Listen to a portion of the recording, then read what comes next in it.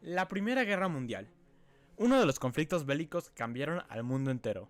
Siempre que se habla de la Primera Guerra Mundial, podemos pensar en muchas cosas, como películas, fotos icónicas o videojuegos. Pero ¿realmente sabemos todo lo que pasó en esta guerra? Hay tantas historias, tantas batallas, simplemente muchas cosas que a veces no pasamos por alto que existieron. El qué pasó en esta guerra, cómo se perdió y se ganó, todo esto cambió el rumbo mundial y llevó a la humanidad a una nueva era, abriendo las puertas del siglo XX. Así que en este video hablaremos de toda la historia de la Primera Guerra Mundial. Pero, antes de empezar, solo un pequeño porcentaje de ustedes está suscrito, así que considera suscribirte. Es gratis y siempre puedes cambiar de opinión. Sin más, empecemos con el video.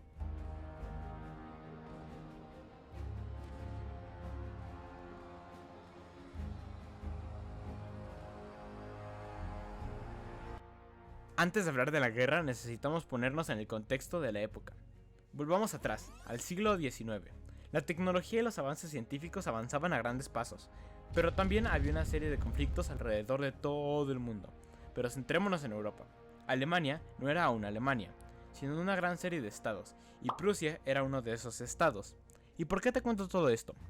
Porque en 1870 estalló una guerra contra Francia, que Prusia ganó y terminó con la fundación del Imperio Alemán. Después, cuando llegó el siglo XX, Europa se veía así. Y también cabe recalcar que la mayoría de las potencias europeas tenían muchas colonias alrededor del mundo, sobre todo en África. Y tras los conflictos del siglo pasado, parecía que unos países tenían resentimiento contra otros, así que se empezaron a armar militarmente. Con todo el avance tecnológico y científico del siglo pasado, se crearon muchas cosas que harían que las guerras cambiarían para siempre, no solo en las armas, sino también en artillería, aviones, dirigibles, tanques, entre muchas otras cosas que se fueron implementando en esta guerra.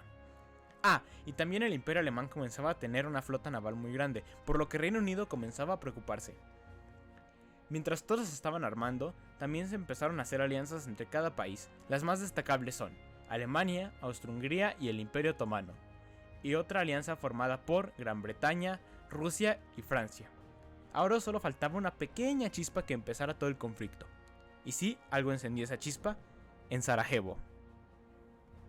El heredero al trono de Austria-Hungría visitaba Sarajevo, que se encuentra aquí, y era una zona anexada recientemente por Austria-Hungría de los serbios, así que no era de esperarse que algo malo pudiera pasar. Un grupo de 7 conspiradores planeaban asesinar al archiduque, así que intentaron explotar una bomba en el carro donde el archiduque iba con su esposa. Pero la bomba no explotó en el coche, sino que rebotó en la parte trasera del coche y explotó en uno de los autos de los policías, hiriendo a varios oficiales y espectadores. Entonces, en vez de salir de ahí y evitar cualquier problema, el archiduque se dirigió hacia el hospital para ver a los heridos. Pero el conductor del coche se equivocó de calle, y mientras trataba de dar marcha atrás, uno de los conspiradores aprovechó el momento y pasó lo peor.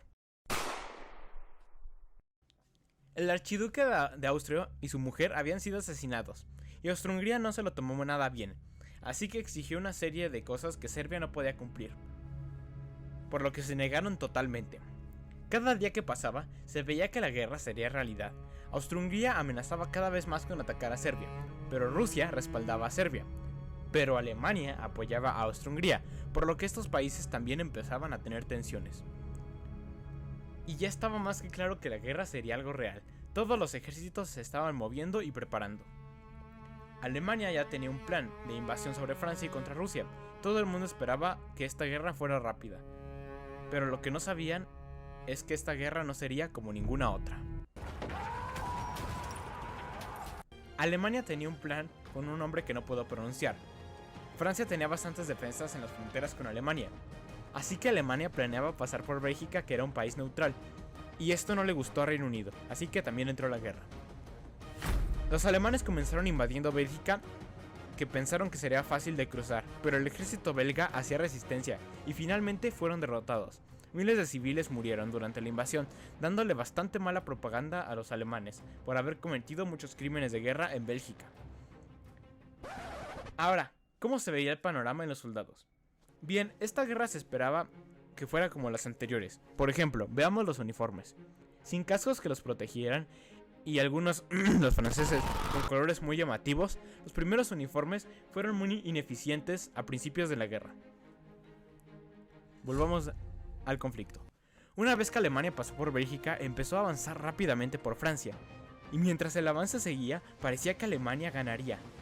Pero, cuando estaban a punto de llegar a París, se abrió una brecha en la línea alemana, por lo que los franceses aprovecharon esa brecha y rodearon al ejército alemán, por lo que se vieron obligados a retirarse. Al evitar más retiradas, el ejército alemán comenzó a hacer trincheras para repeler el contraataque, y los franceses y británicos hicieron lo mismo. Entonces los dos ejércitos trataron de rodearse el uno al otro, en lo que se conoce como la carrera hacia el mar, pero ningún ejército logró lograr lo que quería. Ambos bandos tomaron la iniciativa de no retirarse, por lo que mantuvieron sus posiciones fuertemente. Al igual que se daban cuenta que cada vez era más difícil tratar de contraatacar al enemigo. Para finales de 1914, alrededor de 360.000 soldados británicos y franceses habían fallecido, y 240.000 alemanes también habían fallecido. Ambos bandos empezaron a atrincherarse, iniciando el comienzo de la guerra de trincheras. Pero espera, ¿qué pasó con Rusia y Austria-Hungría? Bien, las cosas para Austria-Hungría no fueron bastante bien. Primero pensaron en invadir Serbia, pero no les funcionó. Al mismo tiempo que el ejército ruso se movilizó hacia Polonia y Galicia. Las fuerzas austrohúngaras estaban siendo derrotadas en la batalla de Polonia, por lo que Alemania tuvo que mandar a una parte de su ejército para allá. Y a pesar de que los rusos tenían superioridad numérica, sus ejércitos no estaban bien armados, lo que les causó miles de bajas. Ahora hablemos del Imperio Otomano, que también se uniría a la guerra. El Imperio Otomano, o conocido también como Turquía. Tras hacer tratados secretos con Alemania y haber adquirido algunos destructores, los turcos bombardearon puertos rusos en el Mar Negro, por lo que Rusia, Francia y Reino Unido también les declararon la guerra. Y a Reino Unido le interesaba mucho esa zona del Imperio Otomano por su gran cantidad de petróleo. Viendo hacia el otro lado del mundo, Japón estaba formando un gran imperio, por lo que cuando la guerra estalló invadió las islas alemanas en el Pacífico. Ahora, con todo el mundo en guerra, veamos qué pasó el siguiente año, entrando a... Tras haber fracasado el intento de que esta fuera una guerra rápida y tras una pequeña tregua en Navidad, a comienzos de 1915 la guerra estaba atascada en las trincheras. Pero, ¿qué eran las trincheras y por qué ambos bandos estaban atascados? Bien, una trinchera es una línea bajo tierra un poco ancha, donde apenas cabe una persona de pie. Y esta puede extenderse por muchos metros, incluso kilómetros, y ambos bandos empezaron a hacer esas trincheras. Entonces, si un bando decidía atacar, el otro podía repeler fácilmente sus ataques. ¿Cómo se atacaban? Primero, un bando bombardeaba con artillería y con morteros por horas, incluso días. Tras un duro bombardeo, mandaban rondas y rondas de soldados afuera de las trincheras, por toda esta zona de aquí, que se conoce como Tierra de Nadie. Y mandaban tantos hombres como pudieran hasta que algunos de ellos pudieran entrar a las trincheras enemigas y tomarlas. Todo esto parece algo fácil en perspectiva, pero la realidad es que para atravesar Tierra de Nadie tenían que pasar por las ametralladoras enemigas, por el alambrado de púas y un terreno bastante fangoso que era muy difícil de pasar. Para los principios de 1915 los ejércitos se dieron cuenta que las bajas eran muy altas comparadas con el casi nulo terreno que ganaban, por lo que se empezaron a buscar otros métodos para combatir en las trincheras, muchos de ellos crueles e inhumanos, como el gas. En la segunda batalla del Ypres, los alemanes desplegaron cilindros con gases tóxicos, por lo que durante su ataque las tropas aliadas no podían salir de las trincheras por el miedo al fuego enemigo, por lo que el gas los terminó matando. Cuando el gas se acercaba a la retaguardia aliada, un grupo de soldados alemanes equipados con respiradores rápidamente abrieron una brecha en las trincheras aliadas, pero las fuerzas aliadas tenían refuerzos de tropas canadienses que lograron parar el avance alemán. Pero la confusión y el miedo al gas hizo que muchos soldados murieran asfixiados. Al final, los alemanes lograron ganar terreno, pero provocaría que los aliados también usarían estas tácticas en el futuro, por lo que el uso de máscaras de gas se hizo más común durante el resto de la guerra. Por otra parte, el reclutamiento en Australia, Canadá y Nueva Zelanda se hacía más frecuente, esto debido a que eran colonias británicas, y estas tuvieron un papel importante en la batalla de Galípoli. Galípoli era una costa turca, donde los aliados planearon hacer un desembarco, pero los turcos estaban preparados para su ataque. El 25 de abril, los buques aliados bombardearon las costas donde planeaban desembarcar y cientos de tropas remaron hacia las playas, pero la mayoría no logró llegar ya que fueron sorprendidos por las ametralladoras enemigas. Por otra parte, las fuerzas australianas y neozelandesas lograron desembarcar, pero las fuerzas turcas los superaban en número y no pudieron seguir avanzando.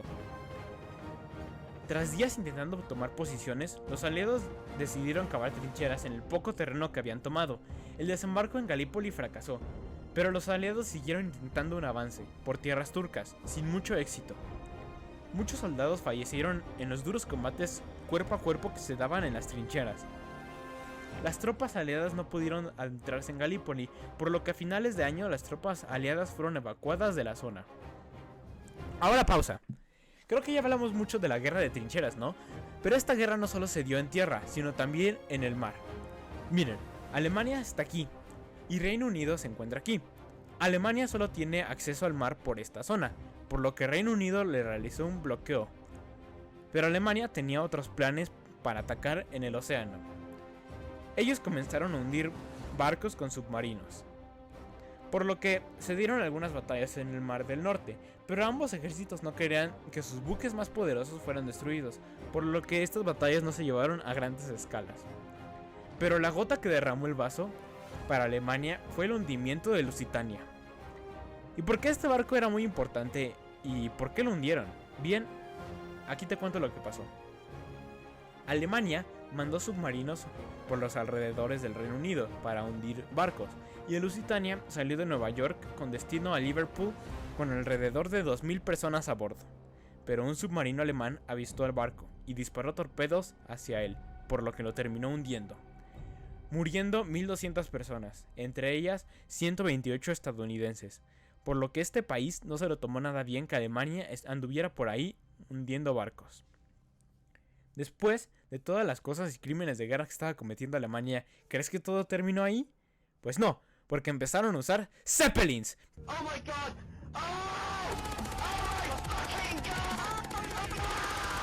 Bien, después de esa referencia, los alemanes usaron Zeppelins para bombardear ciudades como Londres y París, por lo que el pánico en los civiles aumentó, y se tuvieron que hallar maneras de defender las ciudades. Pero los Zeppelins también eran muy complicados de usar, y su uso no fue muy eficiente, no como en Battlefield.